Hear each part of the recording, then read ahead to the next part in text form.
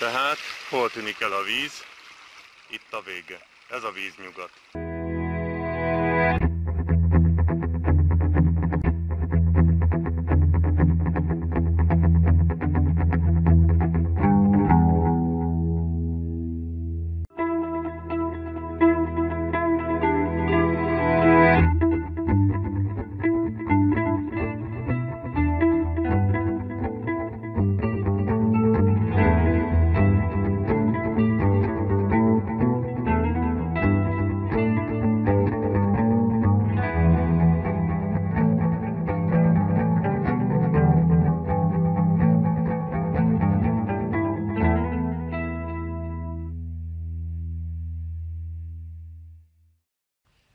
Gyönyörű, tiszta vagyok újra, indulhat a másik túra, a mai második.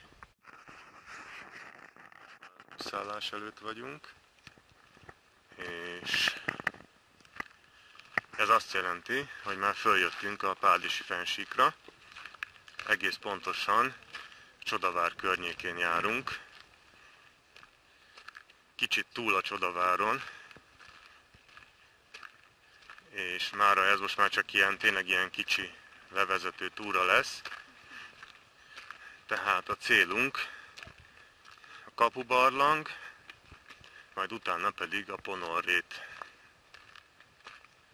És egy nagy zabálással fogjuk befejezni a napot, ami ott a Glavoy-réten lesz. Valamelyik üvegtigrisben a sok közül.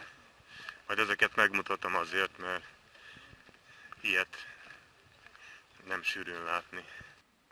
Első turistajelzéses oszlop. Most persze itt egyikre sem megyünk. Az egyik az ugye a Glavoy-rét, ez a Szalvamontos állomás, ez ott van. Illetve Biharfüredre lehet erre menni. Itt a Nagybiharra. Itt pedig Pádisra. Mi erre indulunk el, de persze nem fogunk elmenni Pádisig. Elértünk ide a Medvevölgy patakjához. Hát ez már csak a nevében medve, itt már szerintem régeség elmenekült az összes ragadozó. Viszont ez a patak vezet a barlanghoz. Hát azért mondjuk látszik, hogy szokott ez izmosabb is lenni. Ugye ez is itt patakmeder.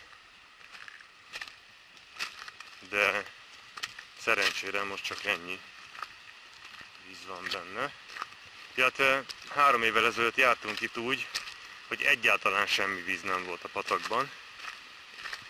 Tökéletesen száraz volt az egész meder, és ezért a barlang is. Hát most nem leszünk ilyen szerencsések, mondjuk egyébként amúgy se lehet bemenni a barlangba, csak egy nagyon rövid távon, mármint hogy felszerelés nélkül. Úgyhogy nagyjából mindegy is, hogy van-e víz vagy sem. És már itt is vagyunk. Íme a barlang, vagyis a bejárat.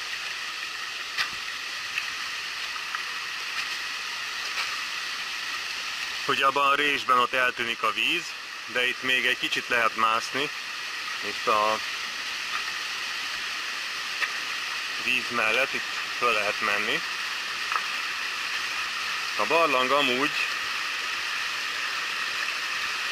körülbelül 2 kilométer hosszú,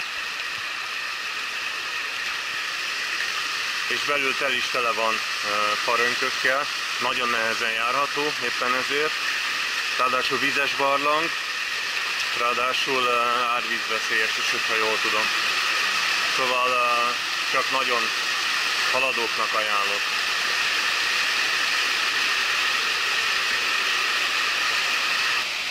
Íme a bejárat belülről, tehát a barlang egy ilyen 6-7 méter mély kúttal kezdődik, tehát ott a vízesés alatt, ott egy nagyon mély ilyen vizes gödör van,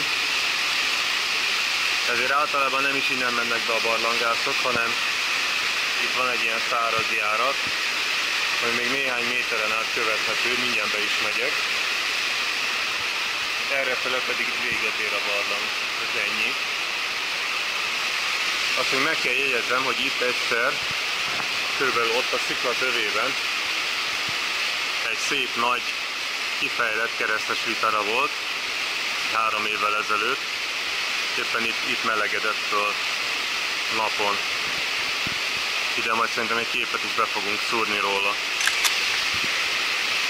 És akkor most ide lemegyek. Tehát itt már annyian jöttek-mentek, hogy teljesen ki van síkosítva ez az egész. Jobb, ha te sem jössz le. Nem volt egyszerű leereszkedni azon 1 méteren sem.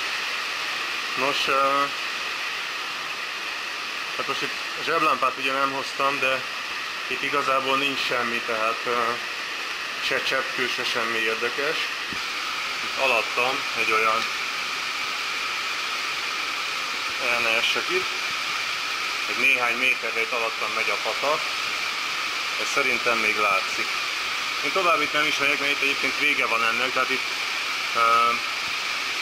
be van nittelve ez a rész, innen szokták indítani a köteleket, de igazából nagyon sokat van itt már egy amatőrként innen föntről nem lehet látni. Úgyhogy kievicélek innen. Ennyi volt.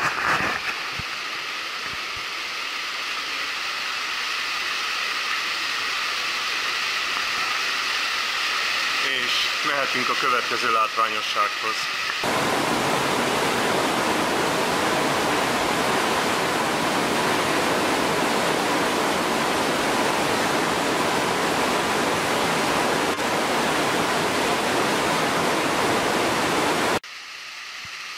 Hogy aztán a barlang vize hol lát ismét napvilágot, azt nem tudom, de hát nyilván valahol a Bogakatlanban,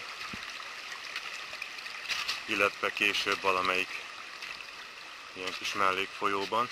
Hát valószínűleg a Bogakatlanban, hiszen a Galbena az egészen máshol folyik. Hűha, de mély itt a víz. Vagyis máshonnan jön, azt majd mindjárt megmutatom, hogy honnan. Mert ugye a Pádis fensík vizei, azok vagy a Bogapatakban, vagy ott a Bogapatak mellékpatakjaiban, vagy pedig a Galbenában jönnek elő, aztán lejjebb. Tehát valamelyik a megfejtés ezek közül. De ugye a Galbena az eléggé meg van kutatva, hogy én csúnyán mondjam, tehát azt tudják, hogy honnan jön és honnan. A tegnapi filmben is volt róka, hát legyen a maiban is. Ez már mondjuk a sokkal finomabb változata a rókának, ezt jobban szeretem. Illetve itt is van még belőle egy néhány darab. Most persze nem szedjük le, mert ezt nem lehet szárítani, úgyhogy úgyis csak veszendőbe menni. Ide érkeztünk a Csodavári letérőhöz, arrafele van a Glavoy kanton, és mi pedig errefele indulunk el, át a Ponorrétre. De az út egy kis mászással kezdődik. Sajnos, általában ez így szokott lenni a hegyekben. Itt pedig rögtön a román intelligencia megnyilvánulása. Itt még több. Hát végül is, igen. Védjük, óvjuk a természetet. A jelzésünk ez a kék és sárga pötty. Érünk ki a Ponorrétre.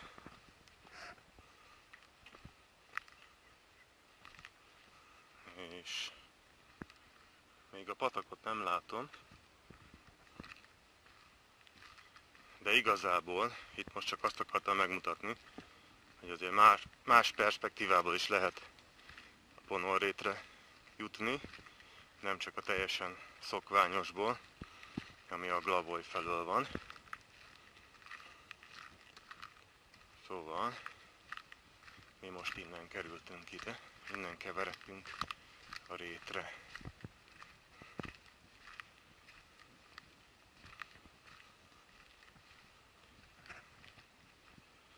Igen. Na most nem így fogom filmezni, hanem először elmegyünk a forráshoz, és akkor onnan kezdjük a rétet.